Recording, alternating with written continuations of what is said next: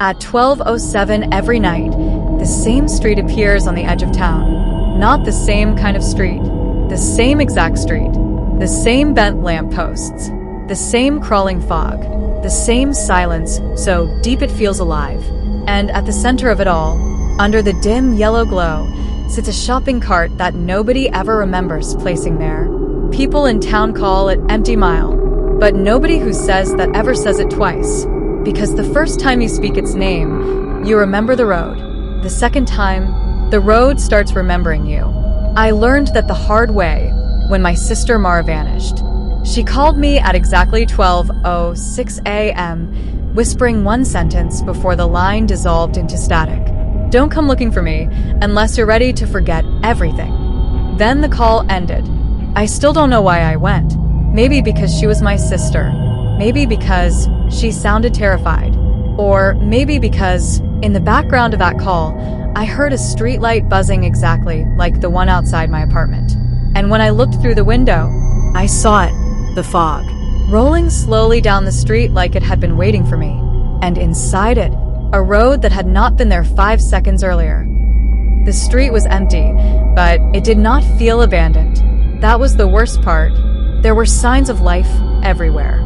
Fresh tire marks, a tipped-over trash bin, a shopping trolley sitting sideways near the curb, a single shoe placed neatly beside the sidewalk, as if people had been there moments ago, and then suddenly removed. Not killed, removed. I stepped forward, and the cold wrapped around my body instantly. The fog swallowed the far end of the road, turning the streetlights into pale floating halos. Then I heard it, a whisper. Don't walk past the third light. I froze. It was Mara's voice.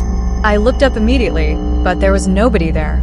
Only a security camera attached to the lamppost, its tiny red light blinking once before shutting off.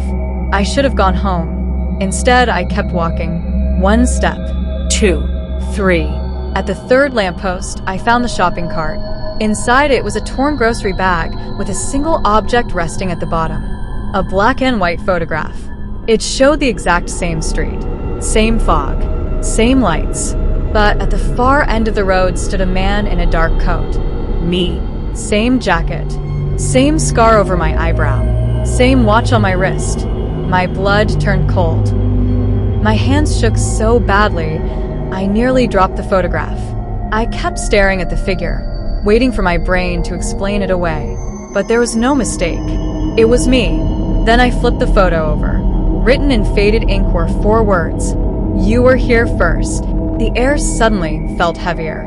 The road behind me seemed narrower somehow, like the street had quietly shifted while I wasn't paying attention. I looked down at the wet asphalt. My footprints were there, but they were not leading back toward my apartment. They were coming toward me. My phone vibrated violently inside my pocket. Unknown number. I answered slowly. Hello. Static filled the speaker. Then a voice spoke. My voice. If you answer this call, do not turn around. Every hair on my body stood up. I whispered, Who is this? The reply came instantly. It's you. The line went dead. I turned around anyway. Nothing. Just fog. Empty streetlights. And the shopping cart sitting silently beneath the glow. Then I noticed a parked car across the road. Black windows. No license plate. And in the reflection of the glass, someone was standing directly behind me. But when I spun around again, there was nobody there. The car door was unlocked. Inside sat a thick police file. My name was written across the front.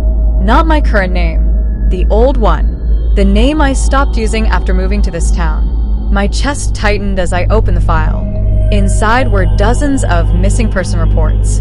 Every victim had disappeared from Empty Mile, but the dates made no sense. Some were from 10 years ago. Some were dated next month. One report was dated tomorrow, and it was mine. I flipped through the pages faster now.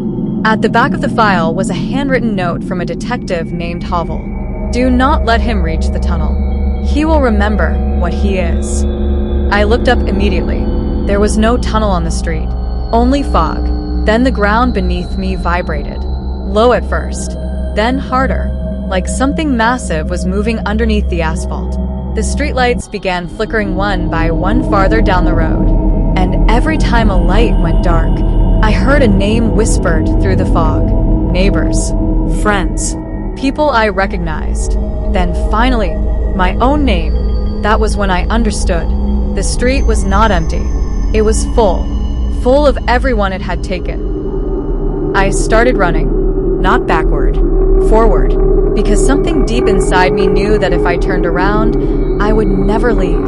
The fog thickened around the road until the lights looked like fading stars underwater. Then suddenly I saw it. A steel door standing upright in the middle of the street. No walls. No building. Just a door. Painted on it was a number. 1207. The exact time the street appeared every night. The exact time Mara vanished. I grabbed the handle. It felt warm. And smeared across the metal was fresh blood. My blood. I opened the door slowly. Behind it was not another street. It was my childhood kitchen. Mara sat at the table drawing with crayons. She looked about 8 years old, and on the paper in front of her, she had drawn Empty Mile, the lamp posts, the fog, the shopping cart. I stared at her in disbelief. You drew this? She looked up calmly. No, she whispered. You did. The room trembled violently. Crayons rolled across the floor, and suddenly I remembered the accident, the truck, the rain, the screaming. Mara had never disappeared on Empty Mile. I had. I stumbled backward onto the street again, gasping for air. My head felt like it was splitting apart. Memories flooded into me all at once. I had not been investigating Empty Mile. Empty Mile had been rebuilding me. Every visit restored another missing piece. A memory, a face, a name. That was why the police report carried my name. That was why Mara's voice sounded so real. Because she was still trapped here too. And the shopping cart, it was not random. It marked the people who almost remembered the truth before forgetting again. I looked down at the photograph in my hand. The figure standing at the end of the road was closer now. Much closer. His face was hidden beneath the fog, but I could still see his expression. Recognition. He knew I remembered. Then slowly, he lifted one hand and pointed behind me. I turned carefully. Far beyond the last streetlight stood a figure wearing Mara's coat.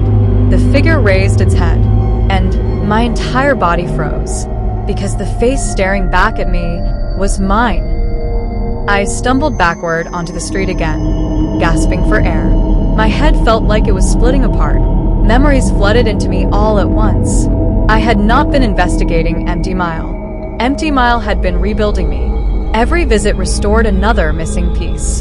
A memory, a face, a name. That was why the police report carried my name. That was why Mara's voice sounded so real. Because she was still trapped here too. And the shopping cart, it was not random. It marked the people who almost remembered the truth before forgetting again. I looked down at the photograph in my hand. The figure standing at the end of the road was closer now. Much closer. His face was hidden beneath the fog, but I could still see his expression. Recognition. He knew I remembered. Then slowly, he lifted one hand and pointed behind me. I turned carefully. Far beyond the last streetlight stood a figure wearing Mara's coat. The figure raised its head, and my entire body froze, because the face staring back at me was mine. The figure began walking toward me slowly through the fog. Every step it took caused another streetlight to dim. Every breath it took made another memory disappear from my mind. It finally stopped a few feet away. Then it smiled. Using my voice, it whispered, "You finally came back." I tried to speak, but my mouth would not move. The thing reached into the shopping cart and pulled out another photograph. This picture showed the street completely empty. No fog, no lights, no cart.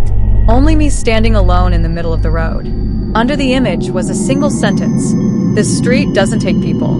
It returns them wrong." Then the truth hit me. Mara had never been the victim. She had been trying to stop me from remembering. The warning call, the whispers, the voice from the lamppost. It had all been her trying to delay this moment. Because I was never the brother searching for his sister. I was the first thing Empty Mile ever created. The first thing it learned to turn into human. The figure leaned close to my ear and whispered one final sentence. "Next time, you'll remember sooner." Then the fog swallowed the street completely. And somewhere in the darkness, my phone started ringing again.